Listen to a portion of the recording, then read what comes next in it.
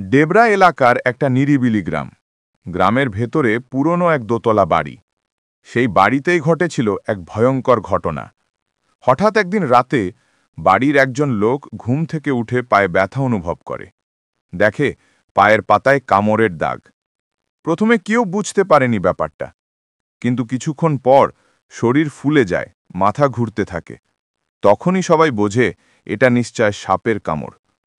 তাড়াহুড়ো করে লোকটাকে হাসপাতালে নিয়ে যাওয়া হয়। ডাক্তার দেখে বলে এটা গোঁখরো সাপের কামড়। সবাই হতভম্ব, কিন্তু আশ্চর্যের বিষয় সাপটা কেউ দেখেইনি। সবাই ভাবছে সাপটা এখনো বাড়ির ভেতরেই আছে কোথাও। দুদিন পেরিয়ে যায়, সবাই আতঙ্কে আছে। রাতে কেউ ঘুমোতে পারছে না। বাড়ির চারপাশে খোঁজা হচ্ছে, কিন্তু সাপের কোনো হদিশ নেই। তৃতীয় দিনের সকালে বাড়ির এক মহিলা সিঁড়ি দিয়ে নামছিলেন। হঠাৎ তার চোখ পড়ে নিচের দিকে। সিঁড়ির নিচে কিছু যেন নড়ছে।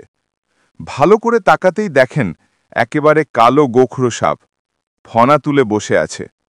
গর্তে ঢোকেনি, কিন্তু পাথরের পাশে স্থির হয়ে আছে। চিৎকারে পুরো বাড়ি কেঁপে ওঠে। সবাই বাইরে ছুটে যায়, চারদিক ভয়ে থরথর করছে। বন্ধুরা, দেখুন এই মুহূর্তটাই সবচেয়ে ভয়ঙ্কর। সাবস্ক্রাইব করে রাখুন আমাদের চ্যানেলটা এমন বাস্তব রেস্কিউ ভিডিও পেতে। তারপরই খবর দেওয়া হয় ডেবরার স্থানীয় স্নেক রেস্কিউ টিমকে। কিছুক্ষণের মধ্যেই টিম ঘটনাস্থলে পৌঁছে যায়। সবাই দূর থেকে দাঁড়িয়ে দেখছে। সাপটা তখনও ফনা তুলে বসে আছে, সিঁড়ির নিচেই, একটুও নড়ছে না। রেস্কিউ টিম প্রথমে দূর থেকে লাঠি দিয়ে দেখতে থাকে সাপের রিয়াকশন। তারপর হুক স্টিক দিয়ে ধীরে ধীরে সাপের মাথার দিকটা ধরে ফেলে। সাপটা সঙ্গে সঙ্গে ফনা আরও বড় করে তুলে ফোঁস আওয়াজ করতে থাকে। তবুও রেস্কিউয়ার সাহস হারায়নি। দোস্তরা, ভিডিওটা ভালো লাগলে একটা লাইক দাও আর এখনই চ্যানেলটা সাবস্ক্রাইব করে ফেলো। 2 মিনিটের মধ্যে পুরো পরিস্থিতি নিয়ন্ত্রণে আসে। রেস্কিউয়ার সাবধানে সাপের মাথাটা পিন দিয়ে ধরে ব্যাগে ঢুকিয়ে দেয়। সবাই করতালি। তাই অবশেষে কালো গোখরো ধরা পড়েছে।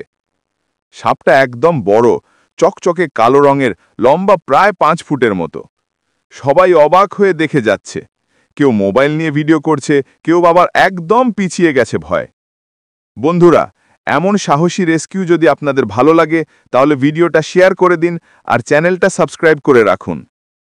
এরপর সাপটাকে সেফ ব্যাগে রেখে নিয়ে যাওয়া হয় গ্রামের বাইরে। রেস্কিউ টিম জানায় সাপটাকে জঙ্গলে ছেড়ে দেওয়া হবে যেন ও মুক্তভাবে বাঁচতে পারে। গ্রামের সবাই স্বস্তির নিঃশ্বাস ফেলে। বাড়ির মালিক বলেন 2 দিনের ভয় আজ শেষ হলো। কামড় খাওয়া লোকটাও এখন অনেকটাই সুস্থ। হাসপাতাল থেকে ছেড়ে দেওয়া হয়েছে। বন্ধুরা, এই ভিডিওটা যদি আপনার ভালো লেগে থাকে তাহলে দেরি না করে সাবস্ক্রাইব করে রাখুন চ্যানেলটা, কারণ আমরা প্রতিদিন আপনাদের দেখাবো বাস্তব সাপ উদ্ধার অভিযানের ভিডিও।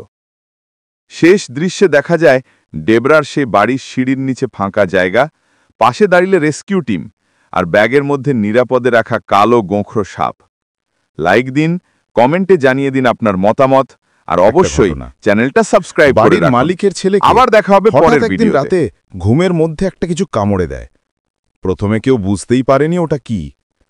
ভেবেছিল মশা বা পোকা কামড়েছে, কিন্তু সকালে দেখা যায় ছেলেটার পা ফুলে গেছে, ব্যথা করছে আর শরীর ঠান্ডা হয়ে আসছে। তখনই সবাই ভয় পেয়ে যায়, এটা নিশ্চয় সাপের কামড়। লোকটা তড়িঘড়ি করে ডেবরার হাসপাতালে নিয়ে যাওয়া হয়। ডাক্তার দেখে বলে দেয় এটা গোখরো সাপের কামড়। কিন্তু আশ্চর্যের ব্যাপার, সাপটা কেউ দেখেনি, সবাই খুঁজেও পায়নি। বন্ধুরা, যদি এমন ভিডিও ভালো লাগে তাহলে এখনই আমাদের চ্যানেলটা সাবস্ক্রাইব করে দিন, লাইক দিন আর কমেন্ট করে জানিয়ে দিন আপনি কোন জায়গা থেকে দেখছেন। এরপর শুরু হয় গ্রামের মধ্যে আতঙ্ক।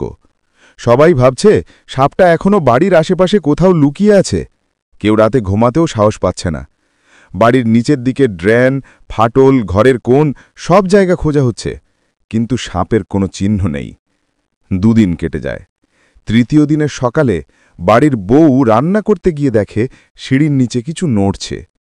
ভালো করে তাকাতেই দেখে কালো গোখরো সাপ একেবারে বড়, ফনা তুলে বসে আছে। ভয়ে সবাই চিৎকার করে বেরিয়ে যায়। দেখছেন বন্ধুরা, এমন ভয়ঙ্কর মুহূর্ত খুব কমই দেখা যায়। ভিডিওটা যদি ভালো লাগে সাবস্ক্রাইব করে রাখুন আমাদের চ্যানেলটা। তখনই খবর দেওয়া হয় স্থানীয় স্নেক রেস্কিউ টিমকে। রেস্কিউ টিম দ্রুত ঘটনাস্থলে পৌঁছে যায়। সবাই দূর থেকে দাঁড়িয়ে আছে, কেউ কাছে যেতে পারছে না। বাড়ির সিঁড়ির নিচে গর্তের ভিতরে মাথা তুলে আছে সেই কালো গোখরো সাপ। রেস্কিউ টিম প্রথমে একটা লম্বা হুক দিয়ে চেষ্টা করে সাপটাকে বের করতে, কিন্তু সাপটা গর্তের ভিতরে ঢুকে যায়। প্রায় আধ ঘন্টা লেগে যায় ওদের সঠিক পজিশন নিতে। অবশেষে টিমের একজন সাহসী সদস্য গর্তের ভিতরে আলো ফেলে সাপটাকে টেনে বের করে। বন্ধুরা, এমন রেস্কিউ আপনি আগে কখনো দেখেছেন? যদি না দেখে থাকেন তাহলে এখনই ভিডিওটা শেয়ার করে দিন আর চ্যানেলটা সাবস্ক্রাইব করুন। সাপটা বের হওয়ার পর দেখা যায় একেবারে বিশাল এক কালো গোখরো সাপ। সবাই হতবাক।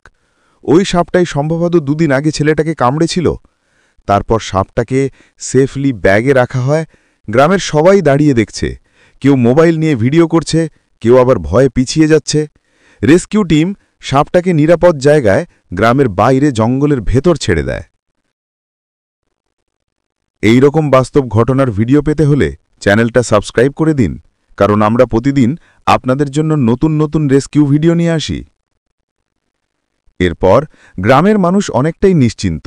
সবাই বলছে, যদি রেস্কিউ টিম না আসতো জানি না কি হতো।